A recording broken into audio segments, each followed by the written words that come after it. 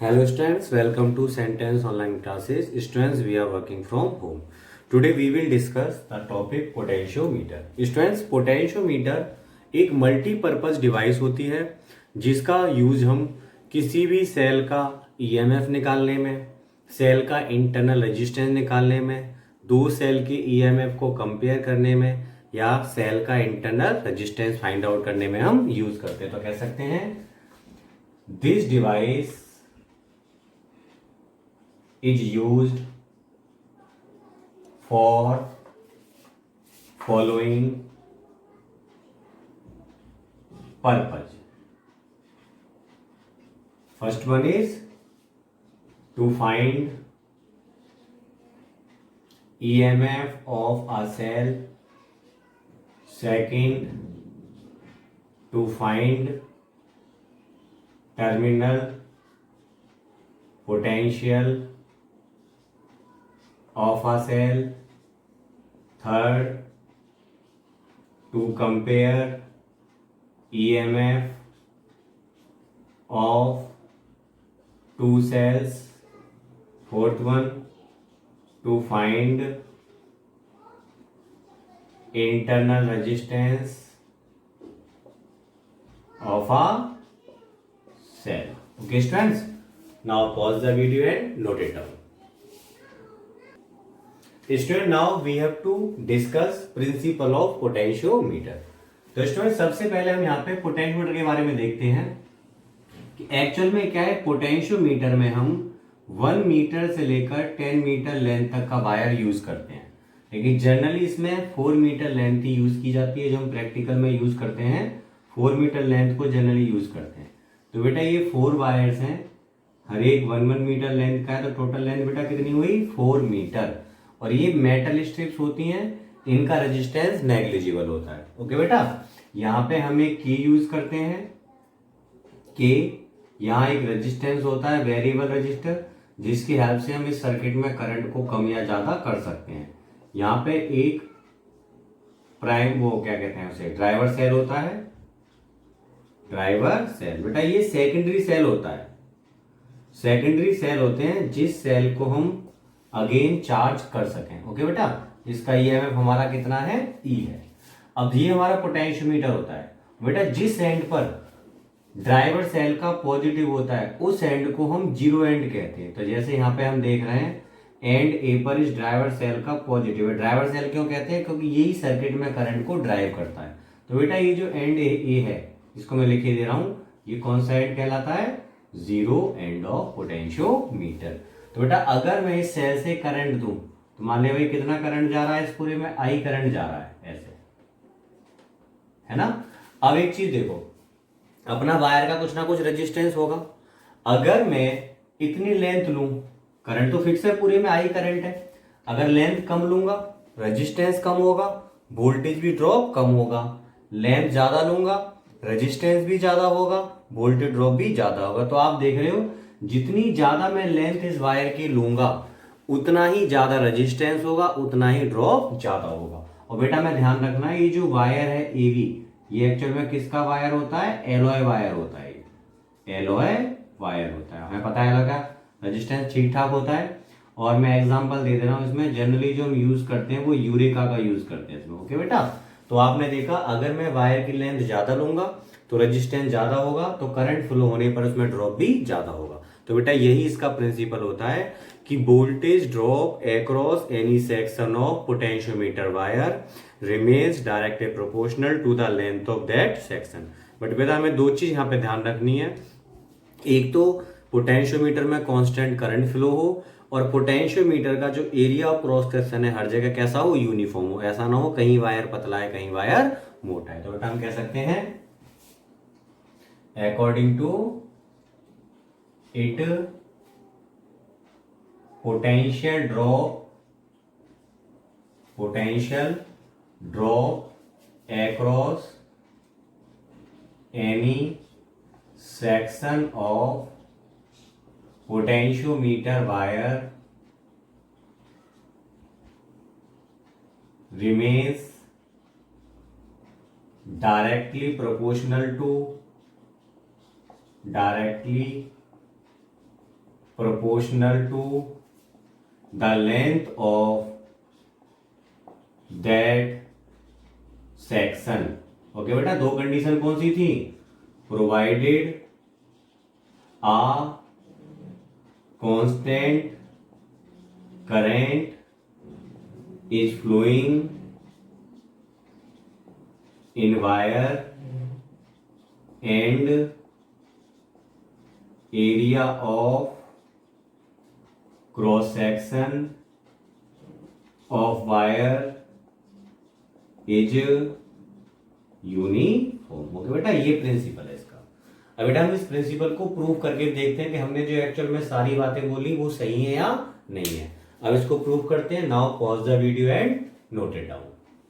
Now बेटा इसको हम प्रूव कर रहे हैं इस प्रिंसिपल को। तो देखो प्रूफ, आप जानते हो V इक्वल टू होता है बेटा आई आर। आर का हमने एक फॉर्मूला पढ़ा था रेजिस्टिविटी के टर्म में, आर होता था रो एल अपॉन ए। मैं यहां से आई को, रो को और ए को एक जगह ले रहा हूं, इंटू में क्या बचेगा एल। तो जरा ध्यान से देखो, अगर करंट कांस्टेंट है मींस वायर में कांस्टेंट करंट है और एरिया क्रॉस सेक्शन यूनिफॉर्म है, रो तो फिक्स होगा ही क्योंकि किसी ना किसी मटेरियल का होगा वायर। तो अगर करंट और एरिया क्रॉस सेक्शन हमारे सेम हो जाए, मतलब आई करंट कांस्टेंट हो वायर में, एरिया क्रॉस सेक्शन क्या हो यूनिफॉर्म, तो बताओ ये पूरा कांस्टेंट आएगा कि नहीं? तो ये कांस्टेंट तभी हो सकता है जब हमारे लिए करंट कांस्टेंट हो और एरिया क्रॉस सेक्शन यूनिफॉर्म हो। वही मैंने वहां पे बोला था कि नहीं? तो उस केस में ये कांस्टेंट बन जाएगा, तो V किसके प्रोपोर्शनल हो जाएगा? L के। तो हम कह सकते हैं if I is constant and area of cross section of wire is uniform, okay बेटा, then V equal to K into L, तो V is proportional to L। here यहाँ पे बेटा जो K है, इस K का मतलब क्या है? यहां से समझे तो K क्या होगा? V upon L। और हमने किसकी जगह लिखा है बेटा? K इसकी जगह, तो इसके बराबर भी है I रो अपॉन A। तो here K equal to V upon L equal to I rho upon A is a constant, जो क्या बेटा एक कांस्टेंट है, which is called potential gradient. क्योंकि आपको पता है वोल्टेज में change with respect to length क्या होगा? Potential gradient. टेम्परेचर में change with respect to length क्या होगा? Temperature gradient. वेलोसिटी में change with respect to distance या लेंथ क्या होगा? Velocity gradient. तो ऐसे ही पोटेंशियल का चेंज है लेंथ के हिसाब से, which is called potential gradient और potential drop per unit length of potentiometer wire. Okay बेटा, इसका मतलब है यूनिट लेंथ में कितना वोल्टेज खर्च होता है पोटेंशियोमीटर में? यूनिट लेंथ कहूं तो K। आपको यूनिट लेंथ में पोटेंशियल ड्रॉप से फायदा ये हो जाएगा कि अब हम किसी भी लेंथ में ड्रॉप को फाइंड आउट कर सकते हैं। बस हमें क्या करना पड़ेगा? K में उस लेंथ के साथ मल्टीपल करना पड़ेगा। Okay student, now pause the video and note it down. Student, now हम कुछ कंसेप्ट सीखते हैं कि जैसे अगर मैंने दो सेल हैं,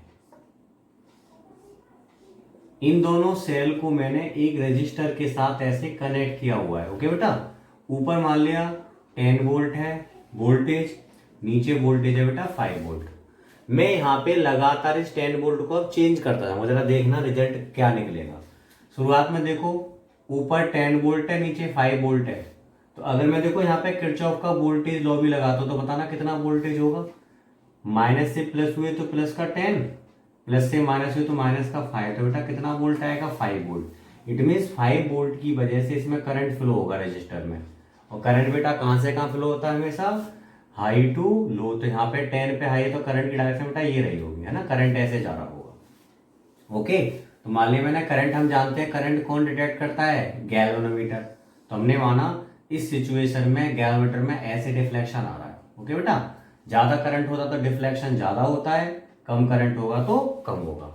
अब मैं लगातार क्या कर रहा हूं, मैं लगातार इस वोल्टेज को चेंज करता जा रहा हूं। अब सोचो ये 10 की जगह अगर 9 वोल्ट हुआ तो अब नेट वोल्टेज कितना काम आ रहा होगा सर्किट में, 4 वोल्ट। पहले 5 वोल्ट था, अब 4 वोल्ट है, इट मीन्स वोल्टेज कम तो करंट भी कम, तो डिफ्लेक्शन थोड़ा बेटा कम हो गया होगा।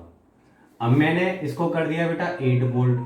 8 वोल्ट करूंगा तो कितना वोल्टेज होगा इफेक्टिव सर्किट में, 3 वोल्ट, तो करंट और कम हो गया होगा। ऐसे करते करते बेटा मैं इसको डिक्रीज करते हुए 5 वोल्ट तक लाया, तो देख रहे हो ऊपर भी 5 वोल्ट नीचे भी 5 वोल्ट, तो वोल्टेज तो कुछ हुआ ही नहीं, तो करंट कहां से फ्लो होगा, तो उस केस में जीरो डिफ्लेक्शन होगा। इट मीन निडिल कहां जाएगी, यहां आ जाएगी। तो ऐसे गए हम, है ना, पहले इतना डिफ्लेक्शन था, कम होते होते यहां हो गया।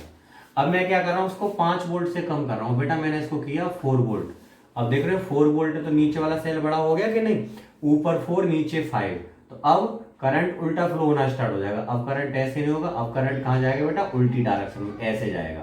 कितने वोल्टेज की वजह से, 4 और 5 में कितना डिफरेंस आ रहा है बेटा, 1 वोल्ट का, 1 वोल्ट की वजह से। लेकिन पहले करंट ऊपर से नीचे था, अब नीचे से ऊपर है, तो जब करंट की डायरेक्शन बदलती है तो गैमेट डिफ्लेक्शन भी अपोजिट हो जाता है। पहले इधर डिफ्लेक्शन था, अब कहां हो जाएगा, दूसरी तरफ, लेकिन थोड़ा ही होगा, करंट क्या है, कम है बेटा। अब हम ऐसे गए, अब मैंने इसको किया बेटा सबट्रैक्ट, वो कम डिक्रीज करके 3 वोल्ट, ऊपर 3 नीचे 5, तो कितना वोल्टेज का हुआ, इफेक्टिव वोल्टेज सर्किट में 2 का, तो करंट थोड़ा बढ़ा।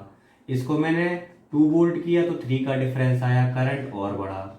मैंने यहाँ पे 1 वोल्ट किया, 4 का डिफरेंस आया, करंट और बढ़ा। तो आप देख रहे लगातार कि इसको डिक्रीज करते करते पहले करंट घट के क्या हुआ, 0, उसके बाद अपोजिट डायरेक्शन में बढ़ता चला गया। तो बेटा ये वाली हमारी कंसेप्ट हुई। तो जिस पॉइंट पर डिफ्लेक्शन 0 आया उसको हम एक तरह से यहाँ पे आगे जाके क्या नाम देंगे, नल पॉइंट नाम देंगे।